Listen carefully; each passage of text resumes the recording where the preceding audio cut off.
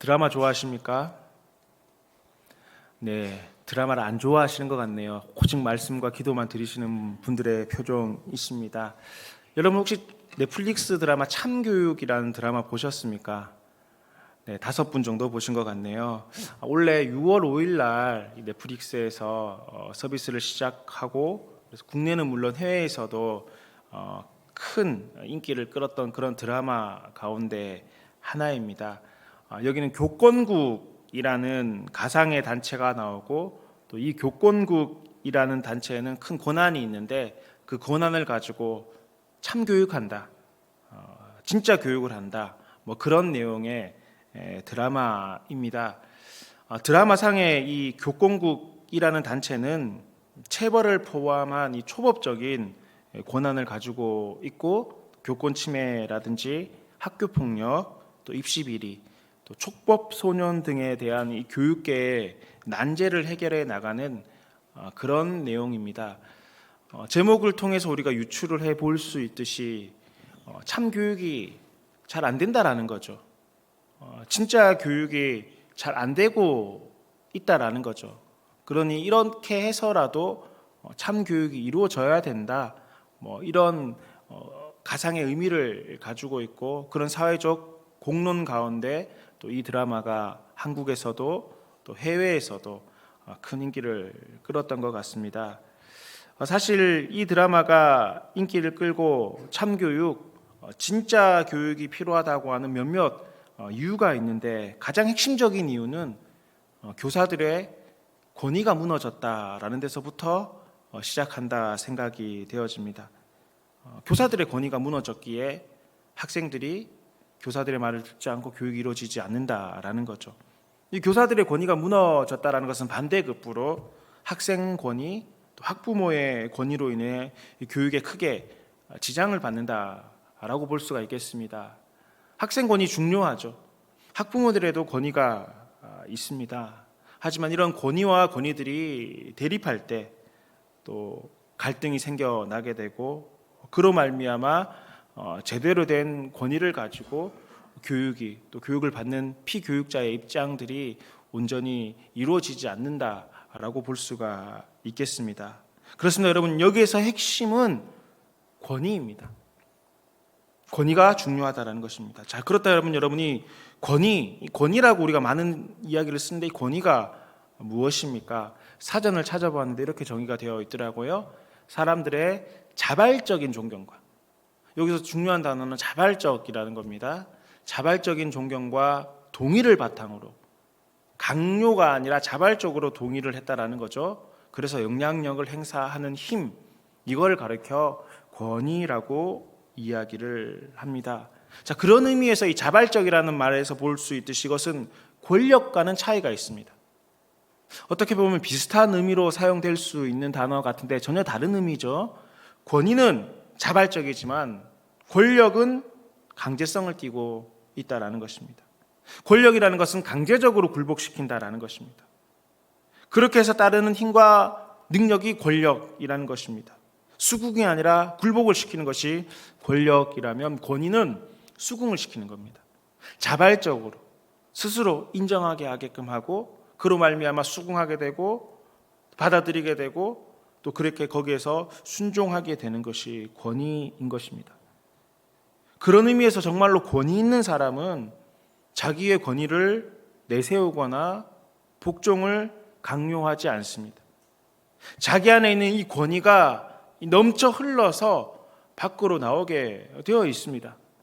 그 권위의 모습을 바라보고 사람들은 그 권위 앞에 자발적으로 복종을 하게 되는 것입니다. 스스로 동의를 하고 순종을 하게 된다라는 것입니다. 여러분, 예수님이 바로 그런 분이십니다.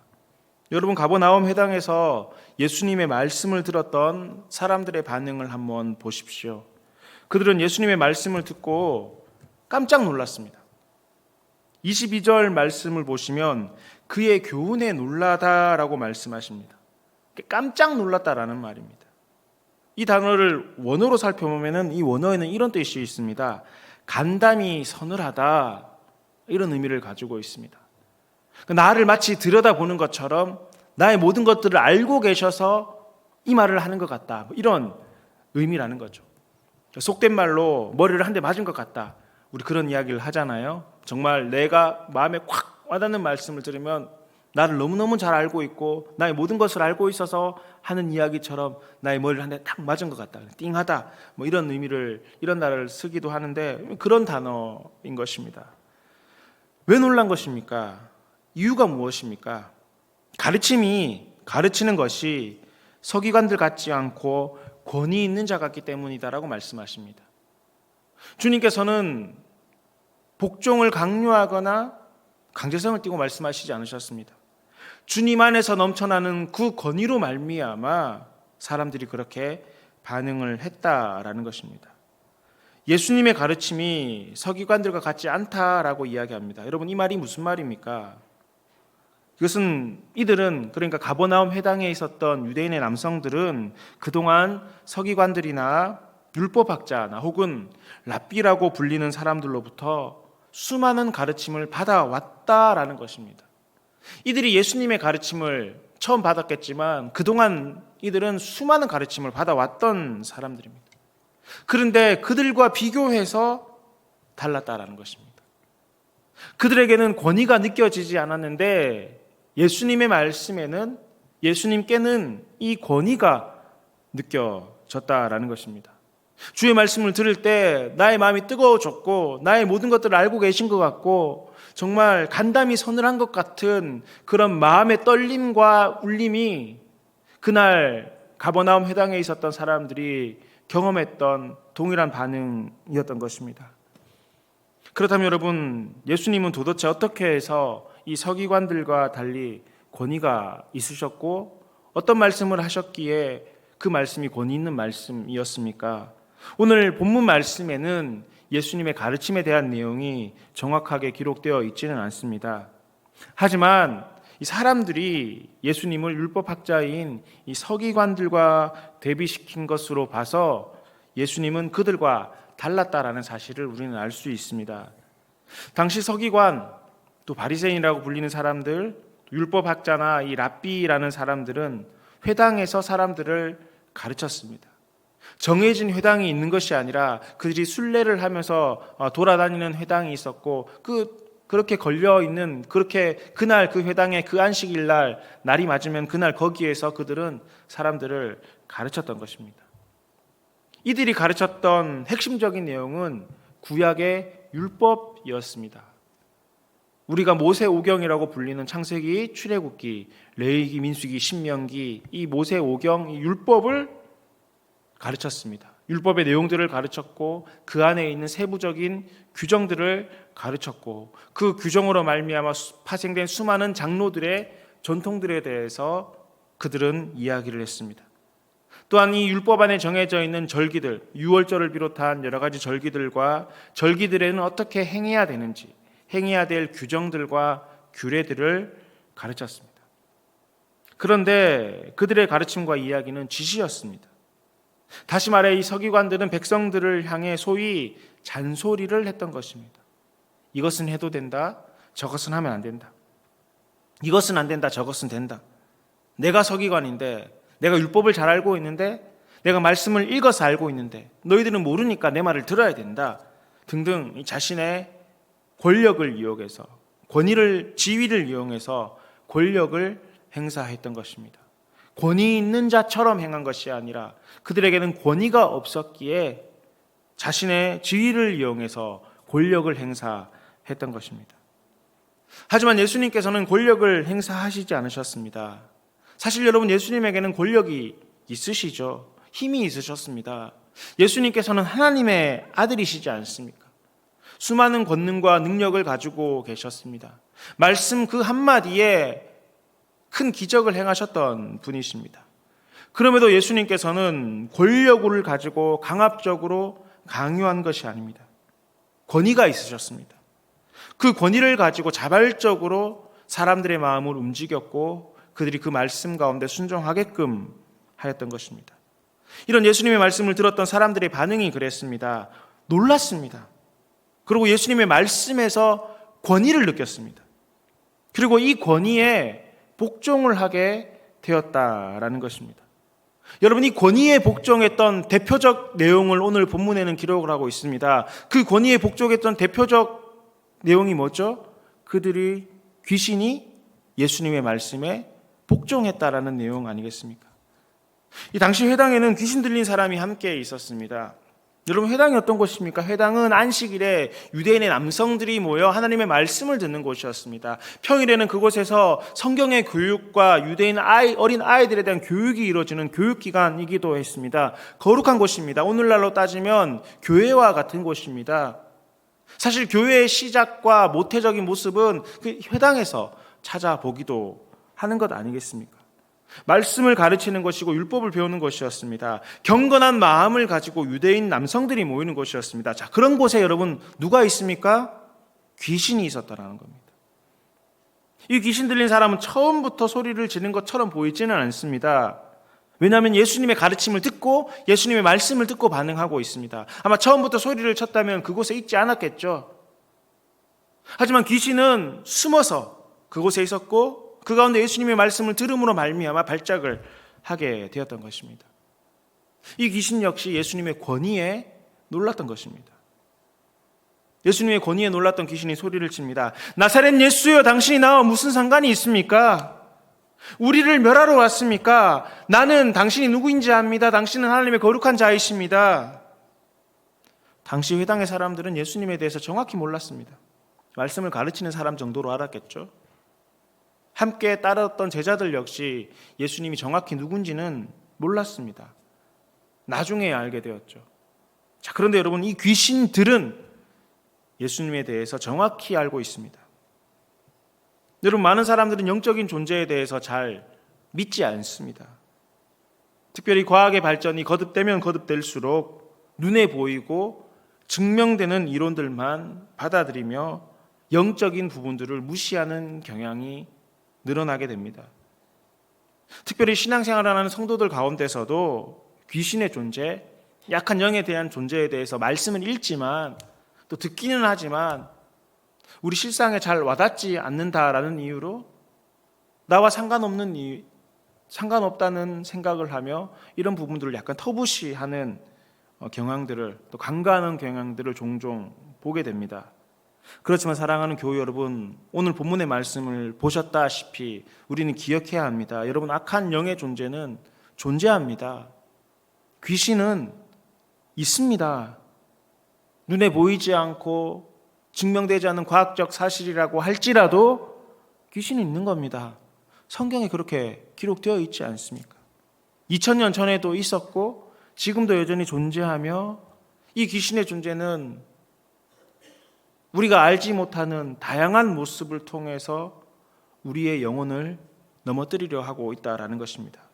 그리고 여러분, 이들의 이야기를 한번 들어보십시오. 이들이 할 때 뭐라고 이야기합니까? 우리라고 이야기합니다. 우리가 당신과 무슨 상관이 있습니까? 우리를 멸하러 왔습니까? 복수로 쓰여지고 있죠. 한둘이 아니라는 겁니다. 많이 있습니다. 그리고 이 약한 영들이 세력하는 활동지가 어디입니까? 바로 사람입니다. 우리라는 겁니다. 우리 영혼을 넘어뜨리고자 하고 우리 영혼을 조종하고자 한다라는 것입니다. 악한 영의 세력들, 이 귀신들은 우리 눈에 보이게 혹은 척 보면 알도록 행동하지 않습니다. 딱 봐도 저 귀신 들렸네, 귀신 들린 거구나, 이런 모습이 잘 보이지 않습니다. 아주 교묘합니다. 어쩌면 일반적으로 구분이 힘들 수도 있습니다. 보십시오. 이 회당에 와서 율법을 배우는 사람들이었는데 그들도 이 귀신 들린 사람을 몰랐습니다. 귀신 들린 그 사람도 그곳에 앉아 있었습니다. 잘 모른다라는 겁니다. 그러나 이 존재가 언제 드러나게 되었습니까? 바로 예수님의 권위 있는 말씀 가운데 명명백백하게 드러난 것입니다. 주의 말씀을 통해서 보았을 때 볼 수 있다는 겁니다. 주의 말씀의 은혜가 임할 때 그 악한 영의 세력들을 알 수 있다는 것입니다. 그럼에도 이 귀신은 여전히 그 사람에게 붙어 있습니다. 나가지 않습니다. 예수님을 떠나고자 합니다. 오히려 예수님을 멀리해서 다시금 그를 조정하고자 하는 의도가 그에게 보이지 않습니까? 그때 주님께서 말씀하십니다. 꾸짖어 이르시되 잠잠하라, 그 사람에게서 나와라. 주님의 말씀이 귀신을 쫓아내었고 그 사람은 경련을 일으키고 큰 소리를 치게 되었던 모습을 오늘 우리는 성경 말씀을 통해서 보았습니다. 그리고 이 모든 모습을 보았던 이 가버나움에 해당에 있는 사람들의 반응을 여러분 한번 보십시오. 오늘 27절 말씀인데요. 우리 27절 말씀을 함께 읽어보도록 하겠습니다. 시작. 다 놀라 서로 물어 이르되 더러운 귀신들에게 명한즉 순종하는도다 하더라. 예수님의 말씀에 대해서 뭐라고 이야기합니까? 여러분 읽기 쉬우라고 제가 빨간색으로 해놨습니다. 뭐라고 하고 있죠? 네, 권위 있는 새 교훈이라는 겁니다. 주의 말씀은 권위 있는 새 교훈 같다라는 겁니다. 여러분, 권위 있는 새 교훈, 이게 무슨 말입니까? 단순히 어떤 새로운 지식적인 내용을 의미하는 것입니까? 아닙니다. 새로운 어떤 정보가 주어지는 것을 넘어서 하나님의 권세가 담겨져 있다라는 겁니다. 이 하나님의 능력과 은혜가 그 말씀 가운데 있음으로 말미암아 이를 듣는 사람들의 마음과 생각을 변화시키며 심지어 그 안에 있는 하나님의 크신 권능과 능력이 귀신들을 쫓아내고 귀신들이 그 악한 영의 존재들이 하나님의 말씀으로 말미암아 순종하는 모습이 그 안에 있다라는 겁니다. 그게 권위 있는 새 교훈이라는 겁니다. 사랑하는 대초동교회 가족 여러분, 예수님의 말씀은 주의 말씀은 권위 있는 새 교훈이심을 믿으시기 원합니다. 여러분, 하나님의 거룩하신 말씀에는 권위가 있습니다. 주의 거룩하신 이 성경의 말씀은 악한 영의 세력들을 물리치는 줄 믿으시기 바랍니다. 여러분, 이 성경이 그냥 활자로 기록되어 있다고 해서 도서관에 있는 서재에 있는 동일한 책과는 다릅니다. 가격은 비슷할 수 있습니다. 글씨는 한글과 영어와 여러 가지 언어로 기록될 수 있습니다. 하지만 이 거룩하신 말씀에는 하나님의 능력이 있는 겁니다. 권위가 있는 겁니다. 새 교훈이라는 겁니다. 이 말씀이 악한 영의 세력들을 물리치게 하시고 사람을 변하게 하며 이 권위 있는 말씀으로 말미암아 우리가 생명의 능력을 얻게 된다라는 것입니다. 여러분, 예수님의 말씀은 우리의 마음과 생각과 이 모든 것들을 알고 계시고 변화시키는 것 아니겠습니까? 이 말씀에 대해서 히브리서 4장 12절부터 13절 말씀은 이렇게 이야기를 하고 있습니다. 하나님의 말씀은 살아있고 활력이 있어 좌우의 날선 어떤 것보다 예리하다는 겁니다. 이 예리한 주의 말씀은 홍과 영과 및 관절과 골수를 찔러 쪼개기까지 해서 우리의 마음과 생각과 뜻을 판단한다라는 겁니다. 여러분, 나는 내 생각, 내 마음을 때로는 잘 모를 수도 있고 헷갈릴 수도 있지만 주의 말씀은 아니라는 겁니다. 주의 말씀으로 보면 우리의 모든 것들이 명명백백하게 보인다라는 겁니다. 마치 엑스레이를 찍으면 우리 안에 있는 뼈와 내장의 조직들을 볼 수 있는 것처럼 주의 말씀을 통해서 우리를 바라본다면은 모든 것들을 예리하게 찔러 쪼개기까지 해서 바라보게 한다라는 것입니다.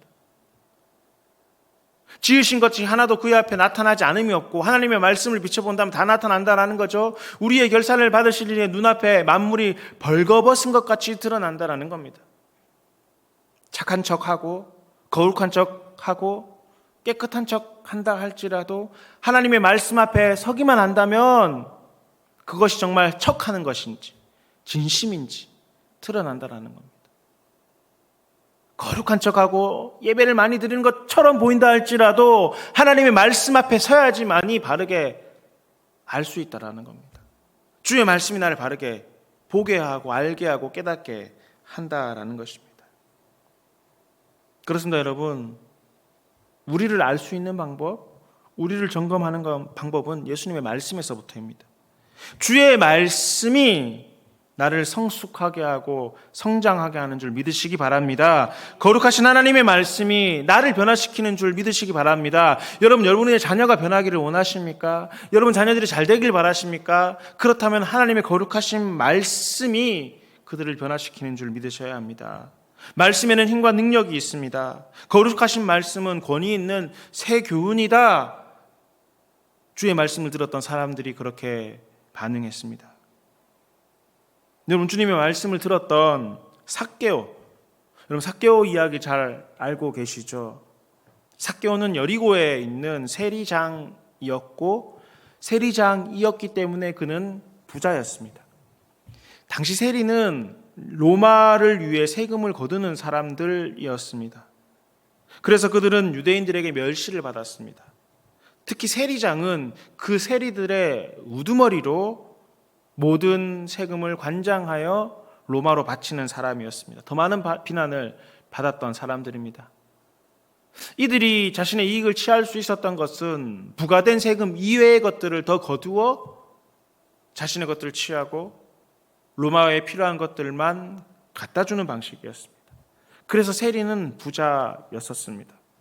그러던 중 예수님의 소문을 듣게 되었고 예수님께서 자신의 동네에 온다는 이야기를 듣게 되었고 그래서 예수님을 보러 나갔고 예수님을 자신의 집에 청하게 되었고 그러던 중에 그는 예수님의 말씀을 들었습니다. 주의 말씀을 들었다라는 겁니다. 권위 있는 새 교훈과 같은 거룩하신 말씀이 삭개오에게 들어갔던 것입니다. 예수님의 말씀을 들었던 삭개오, 그도 오늘 본문에 이 가버나움 회당에 있던 사람들처럼 예수님의 말씀을 듣고 적잖이 놀랐을 것입니다. 예수님의 교훈에 놀랐고 그 말씀의 권위에 놀랐을 것입니다. 권위 있는 새 교훈이 그의 머리를 치고 가슴을 찼을 것입니다. 눈물을 흘렸을지 모르겠습니다. 큰 감동을 하였던 것 같습니다. 그래서 그는 그 즉시 주님 앞에 결단합니다. 주님, 제 재산의 절반을 팔아서 가난한 자들에게 주겠습니다. 주님, 이제는 제가 더 이상 남에게 속여 빼앗지 않겠습니다. 만약에 내가 남에게 속여 빼앗는다면 주님, 내가 이제는 4배로 갚겠습니다. 이 권위 있는 새 교훈의 말씀이 그에게 들어갔을 때 그는 결단하게 되었고 실행하게 되었던 것입니다. 말씀의 권위에, 예수님의 권위에, 이 주님의 말씀의 권위에 변화되었고 순종했다라는 것입니다. 교회 여러분, 이게 쉬운 일입니까? 내 이야기가 아니라 삭개오 이야기니까 나는 별로 상관이 없으니까 별로 감동이 안 오십니까? 너무하십니다. 너무 삭막하신 거 아닙니까? 여러분, 나의 재산의 절반을 팔아서 가난한 사람들에게 나눠준다? 내가 더 이상 해왔던 내 수익의 그 부를 포기하겠다. 이게 결코 쉬운 일이 아니지 않습니까? 쉽지 않은 결단이었습니다. 자, 여러분, 그럼에도 이게 가능했던 이유가 뭐죠? 어떻게 삭개오가 그렇게 할 수 있었습니까? 이유는 오직 한 가지입니다. 하나님의 말씀이 내게 들어왔기 때문에 그런 것입니다. 이 주의 말씀에 권위가 있어서 그 권위로 말미암아 자발적으로 순종하게 되었던 것입니다. 강압과 압력에 의해서 그 일을 행했던 것이 아니라 이 권위 있는 하나님의 말씀이 나에게 들어와서 이 말씀으로 말미암아 결단하게 되었고 순종하게 되었고 행할 수 있었다라는 것입니다. 여러분, 나의 삶이 성숙하고 성장해지기를 바라십니까? 여러분, 좋은 사람 되기를 바라십니까? 그렇다면 주의 말씀이 나를 변화시키는 줄 믿으시기 바랍니다. 여러분, 내가 나를 어떻게 변화시킵니까? 내가 나를 잘 모르는데요. 그럼에도 불구하고 내가 바르게 변화될 수 있는 방법이 있습니다. 그것은 하나님의 말씀이 내게 들어오면 되는 겁니다. 주의 말씀을 들으면 되는 겁니다. 그 권위 있는 말씀에 자발적으로 순종하고 복종하면 된다라는 것입니다. 여러분, 자녀들 문제로 인해서 많이 힘드시죠? 제가 새가족을 담당하고 있는데요. 새가족들 가운데 교회 등록하시는 여러 이유가 있습니다. 여러 가지 이유가 있는데 그 가운데 하나가 또 많은 퍼센테이지를 차지하는 것 중에 하나가 뭔지 아십니까? 자녀 때문에 오는 겁니다. 우리 자녀가 잘 됐으면 좋겠다. 우리 자녀가 이제 그만 방황하고 공부 좀 했으면 좋겠다. 혹은 우리 자녀가 어디 있는데 믿음 생활 좀 잘했으면 좋겠다. 자녀 때문에 오는 경우가 많다라는 겁니다. 여러분, 우리 자녀들을 어떻게 변화시킬 수 있습니까? 여러분, 자녀들이 잘 되기를 바라는 마음은 모든 부모의 마음 아니겠습니까? 그렇지 않습니까? 모든 부모의 마음이잖아요. 제가 어제 밤 10시 정도에 일이 있어서 여기 대치 사거리를 갔었거든요. 그 학원이 마치는 시간이 한 10시쯤 되면 아이들이 많이 나오는 시간인데 차가 얼마나 많은지 모르겠습니다. 아마 비가 온다고 해가지고 아마 학부모들께서 자신의 자녀들을 데리러 아마 그렇게 오신 것 같아요. 제가 그걸 보면서 학부모님들도 참 대단하지만 그렇게 나오는 학부모의 마음을 생각해 봤는데 왜 나왔겠습니까? 잘 되라고 나온 것 아니겠습니까? 힘들까 봐, 자녀가 잘 되기를 바라는 마음에서 나온 것 아니냐는 것입니다. 여러분, 주의 거룩한 백성으로 은혜 누리기를 원하시고 형통하기를 바라시고 복받기를 바라시고 잘 되기를 바라신다면 그것은 내게 일확천금이 생기는 것이나 내 일이 술술 잘 풀리는 것이 아닙니다. 일확천금이 생기는 것, 내게 어떤 일들이 잘 풀리는 것, 이거는 세상 모든 사람들이 가지고 있는 공통적인 관심사죠. 이게 은혜가 아니고 이게 복이 아니라는 겁니다. 복이 뭐냐? 하나님의 은혜가 뭐냐? 그건 바로 주의 거룩하신 말씀이 나를 변화시킬 때 일어나게 되는 것입니다. 하나님의 그 거룩하신 말씀에, 그 권위 있는 말씀에 내가 스스로 복종하게 되고 겸허히 받아들이게 되고 결단하게 되고 행동하는 자에게 베풀어 주시는 것이 하나님의 은혜인 것입니다. 그 하나님의 은혜 가운데 살아가는 자들에게 하나님께서는 때때로 필요한 것들을 채워주시고 더해주시는 것입니다. 그게 우리가 이야기하는 형통이고 복이라는 것입니다. 여러분, 이솝 우화 가운데 바람과 태양이라는 그 이야기를 혹시 알고 계십니까? 아마 한 번쯤 들어보신 그런 내용일 겁니다. 바람과 태양이 있는데 서로 누가 더 힘이 센지 겨루게 되었습니다. 그래서 어떻게 할까 하다가 저 지나가는 나그네를 바라보게 됩니다. 그래서 그 나그네 옷을 벗기는 사람이 힘이 센 걸로 하자, 이렇게 해서 서로 대결하게 되었습니다. 바람은 폭풍을 일으켜서 나그네 옷을 벗기고자 하지만 오히려 나그네 옷을 더 꽁꽁 삼이었습니다. 태양은 햇빛을 통해서 따뜻하게 해서 그 나그네 옷을 벗긴다, 그런 내용입니다. 잘 알고 있는 내용이죠. 여러분, 그렇습니다. 율법적인 규율과 강압이 사람을 변화시키는 것이 아니라는 겁니다. 우리 자녀들이 믿음 생활 잘 하기를 바라고 또 잘 되기를 바란다고 해서 공부 열심히 해라, 이거 해라, 저거 해라, 막 이렇게 하는 것만이 길이 아니지 않습니까? 여러분, 정말 우리의 자녀들이 바르게 변하기를 바라신다면 주의 거룩하신 말씀을 들려줘야 되는 겁니다. 이 말씀이 사람을 변하게 하는 겁니다. 어떻게 할 수 있냐고요? 성경에 그렇게 기록되어 있지 않습니까? 2000년 교회의 역사를 통해서 보아서 알다시피 거룩하신 말씀을 통해서 변화된 수많은 사람들의 이야기를 우리는 알고 있지 않습니까? 여러분, 내가 변하기를 바라십니까? 여러분, 사람들이 자기의 변화를 위해서 얼마나 많이 노력합니까? 며칠 전에 서점을 갔는데 서점에 가면 꼭 코너가 있잖아요. 자기개발, 자기경영. 거기에 많은 베스트셀러들이 있음을 우리가 알고 있습니다. 왜 그런 책들을 왜 봅니까? 변화하고 싶으니까요. 자기를 개발하고 싶으니까요. 나를 개발해서 좀 더 업그레이드하고 싶은 마음이 있으니까요. 근데 여러분, 그걸 본다고 해서 사람이 변화될까요? 물론 어떤 개인의 작은 다짐들을 이루어 나갈 수는 있겠지만 사람을 변화시키는 힘은 거기에 있는 것이 아닙니다. 주의 거룩하신 말씀의 권위 앞에 순종할 때 생겨나는 겁니다. 강압적으로 일어나는 것이 아니라 스스로 하나님의 말씀 앞에 겸허히 굴복하고 받아들이며 내 마음의 놀람을 가지고 하나님의 말씀에 순종할 때 일어나게 된다라는 것입니다. 여러분, 우리 자녀들을 변화시키고 특별히 우리 차세대 비전 마을 여름 사역이 진행 중에 있는데요, 그들이 변화하는 길도 한 가지입니다. 하나님의 말씀을 듣는 겁니다. 왜 예배에 나와라, 왜 성경학교에 나와라 이야기하는 것입니까? 출석도장을 많이 찍어서 개근상을 받으라고 그렇게 이야기하는 것입니까? 아니죠.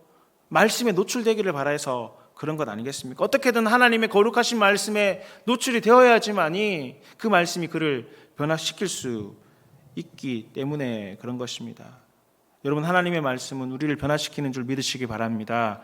왜냐하면 주님의 거룩하신 말씀은 권위 있는 새 교훈이기 때문에 그렇습니다. 권위 있는 그 새 교훈 가운데 자발적으로 순종하고 순복하는 저와 여러분 모두가 되실 수 있기를 간절히 바랍니다.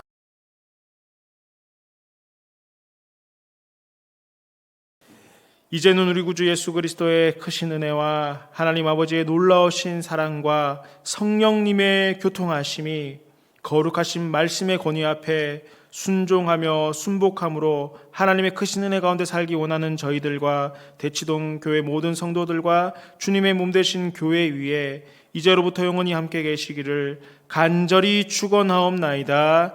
아멘.